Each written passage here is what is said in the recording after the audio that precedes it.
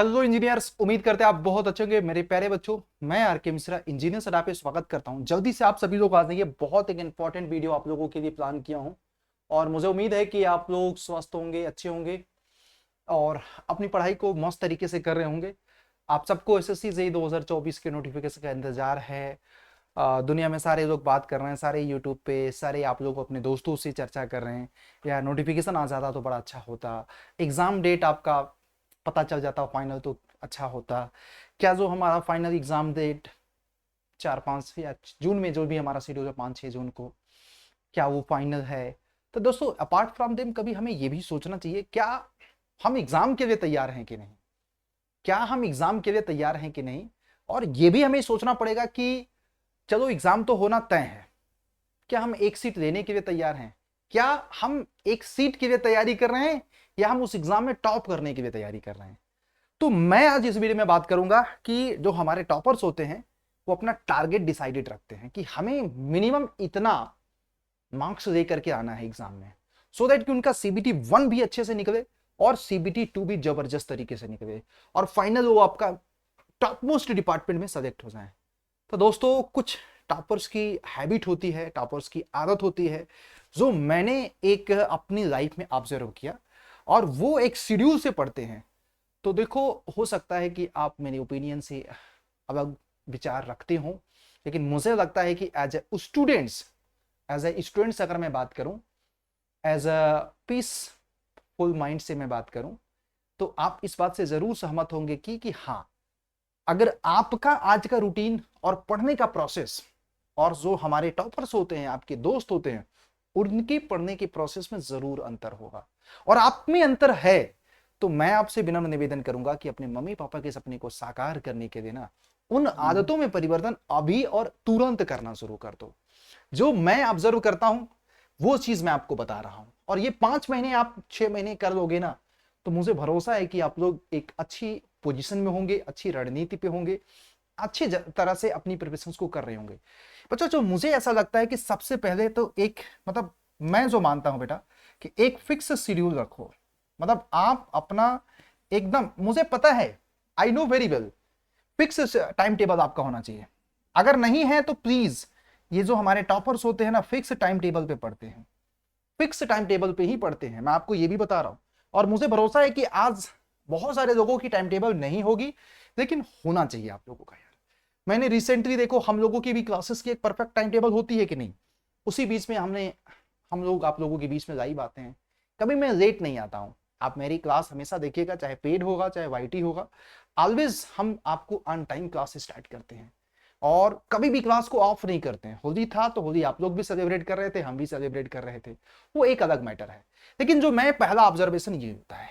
अब दूसरा, अगर फिक्स टाइम टेबल है तो कम से कम टॉपर्स एक फिक्स शेड्यूल को पढ़ते भी होंगे, जो मैं समझता हूं। और टॉपर्स में देखो, दो तरह की थ्योरी होती है। बहुत सारे लोग लेट नाइट पढ़ते हैं, बहुत सारे लोग मॉर्निंग पढ़ते हैं। मेरा एडवाइस है कि यार मॉर्निंग में पढ़ो और रिवीजन का काम या प्रैक्टिस करने का काम कोशिश ये करो कि मॉर्निंग टाइम में। लेकिन मॉर्निंग में कम से कम 4 से 4 घंटे का 4 to 5 आवर्स का टाइम निकालो। और अगर आप निकाल दे रहे हैं तो दुनिया की ऐसी और किस चीज के लिए, रिवीजन एंड प्रैक्टिस के लिए। मुझे पता है कि जब आप मॉर्निंग के टाइम में अगर आप रिवीजन करोगे तो हो सकता है नींद आएगी, लेकिन जिसके मन में आग होगा, जिनके शरीर में आग होगा, फायर होगा, उनको नींद नहीं आएगी। इन केस अगर आप नींद आती है तो प्लीज आप प्रैक्टिस पे जा सकते हैं, लेकिन मॉर्निंग के टाइम 4 से 5 घंटे जरूर निकालिए। ये मेरा एडवाइस है। इन टाइम अगर आप रिवीजन और प्रैक्टिस करोगे तो मुझे लग रहा है कि अच्छा खासा आप स्कोर कर पाओगे। दूसरा, मैं आपको एक चीज बता दूं कि जो हमारे टॉपर्स होते हैं ना, वो ऑलवेज याद रखिएगा, मैं जो एक मानता हूं अपनी जिंदगी में, बहुत सारी चीज जो वो हैशटैग सीपीआर टेक्निक से ही पढ़ते हैं। मतलब वो पूरी पढ़ाई को 3 पार्ट में इक्वली डिवाइड कर दिए होंगे। पूरी एनर्जी आपका डेडिकेटेड, उनको पता होता है कि उनका वीक एरिया क्या है, स्ट्रॉन्ग एरिया क्या है, कैसे उनको कॉन्सेप्ट पढ़ना है, कोचिंग से पढ़ना है ऑफलाइन या ऑनलाइन, प्रैक्टिस कैसे करना है, जस्ट लाइक एन एग्जाम करना है, रिवीजन दिन में एक बार करना है तो करना है, प्रैक्टिस मतलब कोशिश करते हैं कि चैप्टर वाइज प्रैक्टिस करने का, जैसे एग्जाम में करते हैं। जैसे एक चैप्टर का उनका कॉन्सेप्ट क्लियर होगा, बहुत सारे बच्चे ऐसा करते हैं, पता है क्या, इन आप वैसा करते होंगे अगर, तो आप मुझसे सहमत जरूर होना कि आप ठीक है, आपने कॉन्सेप्ट पढ़ते जाएंगे, आपने 10 दिन कॉन्सेप्ट पढ़ा, लास्ट में आप क्वेश्चंस की प्रैक्टिस करते हैं, या आप चैप्टर वाइज पढ़ते जा रहे हैं और चैप्टर वाइज ही क्वेश्चंस की प्रैक्टिस कर रहे हैं, लेकिन कैसे? वही सिंपल सी बात है, क्वेश्चन सॉल्व किया, नहीं आया आंसर देख लिया। यार वैसे ही प्रैक्टिस करने से क्या ही मतलब है? ये तो आपको इससे पता ही नहीं चलेगा आपकी स्पीड कितनी है, एक्यूरेसी कितनी है, टाइम मैनेजमेंट कितना है, आपकी कॉन्सेप्ट में कितनी अंडरस्टैंडिंग है। ये हमारे टॉपर्स नहीं करते हैं। टॉपर्स हमेशा कैलकुलेटिव होते हैं। भाई ठीक है, एक सब्जेक्ट पूरा, एक चैप्टर पूरा, उठाओ 30 क्वेश्चन, सॉल्व करो उसको 15 मिनट में, 20 मिनट में, और फिर उसके बाद ये देखो यार आपने इतने में कितना परसेंट एक्यूरेसी रखा। कोई टाइम वॉच लगा के करते हैं, तो ये आप भी करो। अब से मैं आप लोगों से गुजारिश करूंगा, और मुझे भरोसा है कि आप जब करोगे ना तो एक अच्छे पोजीशन में आओगे, और पूरे टाइम को 3 पार्ट में डिवाइड कर दो। और दूसरा मैं आपको बता दूं कि टॉपर जो हमारे मेरे प्यारे बच्चे जो होते हैं ना, मॉक टेस्ट को बहुत बड़ा हथियार बनाते हैं। मॉक टेस्ट को बहुत बड़ा हथियार बनाते हैं। मॉक टेस्ट को बहुत बड़ा हथियार बनाते हैं।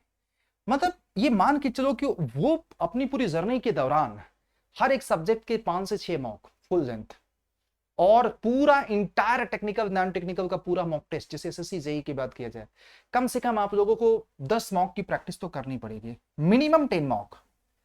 और वो आप अगर नहीं कर रहे हैं तो करना पड़ेगा। अभी मानता हूं कि अभी आपकी उतनी प्रिपरेशन नहीं होगी, तो कम से कम आपके सब्जेक्ट तो तैयार हो रहे होंगे, और सब्जेक्ट तैयार हो रहे होंगे तो सब्जेक्ट की मॉक टेस्ट दो यार। जो सब्जेक्ट तैयार हो गया उसके मॉक दो यार, देना पड़ेगा आप लोगों को।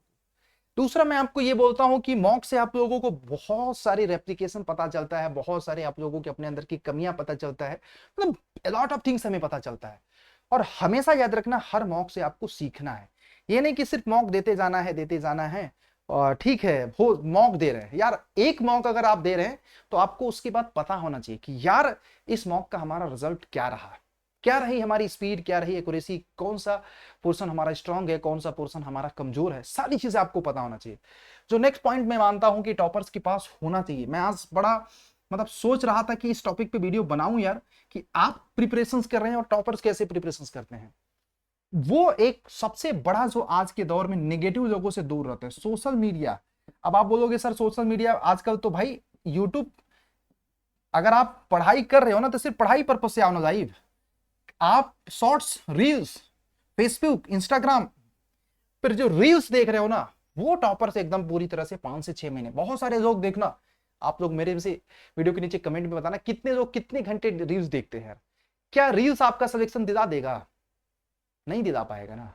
तो अब पूरी जिंदगी में आप याद रखना, आपको पूरी लाइफ संघर्ष करना है तो कुछ, या फिर कुछ दिन संघर्ष करना है तो कुछ दिन संघर्ष कर दो, मुझे भरोसा है कि आप अच्छे पोजीशन पे पहुंचोगे। तो सोशल मीडिया को पॉजिटिव तरीके से यूज करो, मैं आपको हमेशा बनाऊं। तो ये सारा चीज, पांचवा पॉइंट जो मुझे लग रहा है कि उनका जो हमारा डेडिकेशन होता है, डिटर्मिनेशन होता है ना, वो एकदम मतलब सेल्फ मोटिवेटेड रहते हैं यार। हमेशा मैं मानता हूं कि टॉपर्स हमारा डेडिकेटेड रहते हैं, सेल्फ मोटिवेटेड रहते हैं। अब इस उम्र में आपको कौन मोटिवेट करेगा यार, एक बात बताओ। आपके, अगर आपके मम्मी पापा की स्थिति और मनोदिशा, और आप मान के चलो कि उनकी परिस्थितियों को आप बदल नहीं सकते, तो फिर क्या ही आपको मोटिवेट करेगा यार, जिसने जिंदगी में अपनी सारी खुशियां न्यौछावर कर दी आप लोगों के लिए, और आप ये नहीं कर पाए। तो पढ़ाई करो जबरदस्त तरीके से, 8 से 10 घंटे पढ़ाई दबा करके करो, ऑफलाइन ऑनलाइन कहीं से भी कर रहे हो, साथ में अलॉन्ग विथ जो मैं मानता हूं। और एक चीज मैं हमेशा बोलूंगा कि आप लोग बोलते होंगे कि यार टेक्निकल मतलब टॉपर से एक चीज याद रखिएगा, छठवां पॉइंट मैं बहुत इंपॉर्टेंट रखता हूं। 6 पॉइंट्स पे जो हमारा होता है टेक, साथ साथ नॉन टेक, दोनों को वो बराबर, मतलब दोनों को बराबर तो नहीं, हाँ मैं जो प्रैक्टिकल बात बता रहा हूं आप लोग भी बताना, आप लोग भी समझ, पूरे टाइम का 70% वो टेक्निकल को देते हैं और नॉन टेक को 30%। इतना भी दे दोगे तो आप टॉप कर जाओगे यार। दिन में 1 घंटा रीजनिंग को दे दो बस। अगर आप 10 घंटे पढ़ाई कर रहे हो, 8 घंटे पढ़ाई कर रहे हो, तो 5 से 6 घंटे टेक्निकल को दे दो, और 3 से 4 घंटे आप नॉन टेक को दे दो।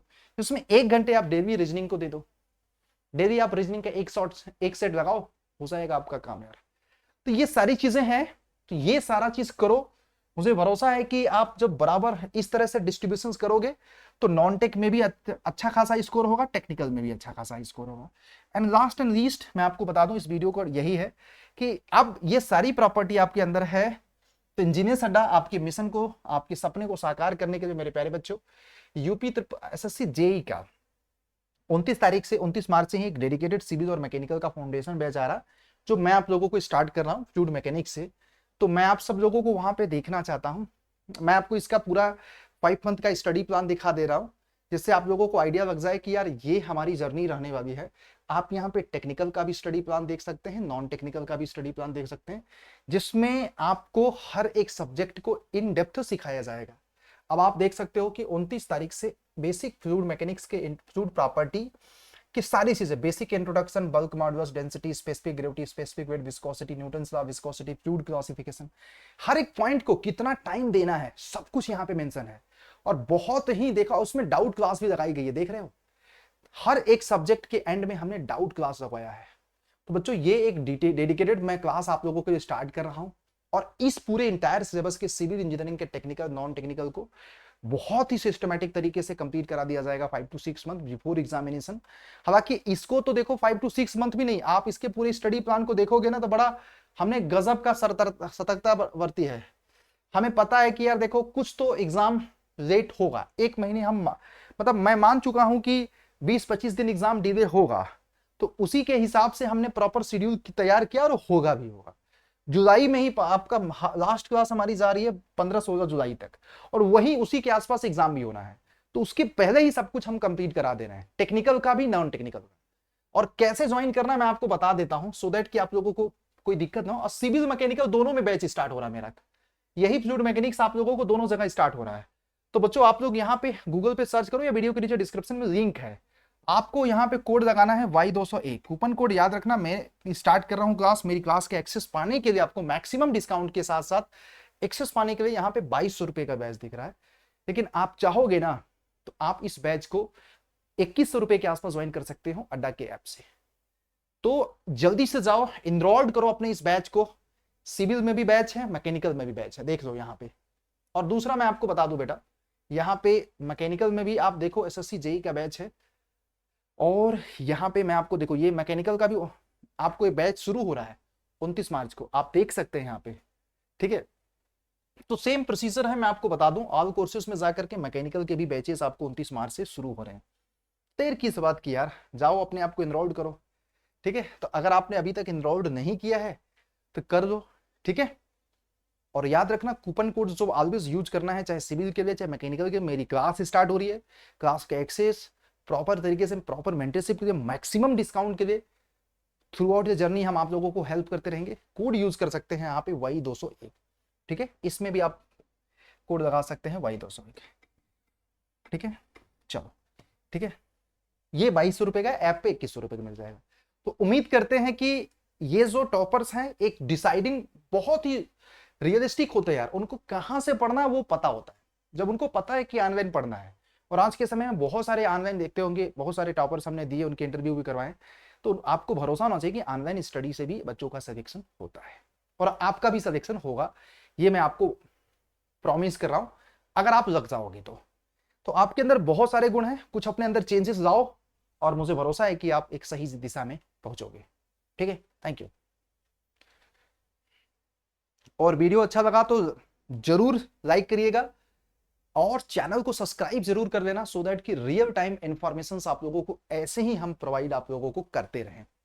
धन्यवाद साथियों।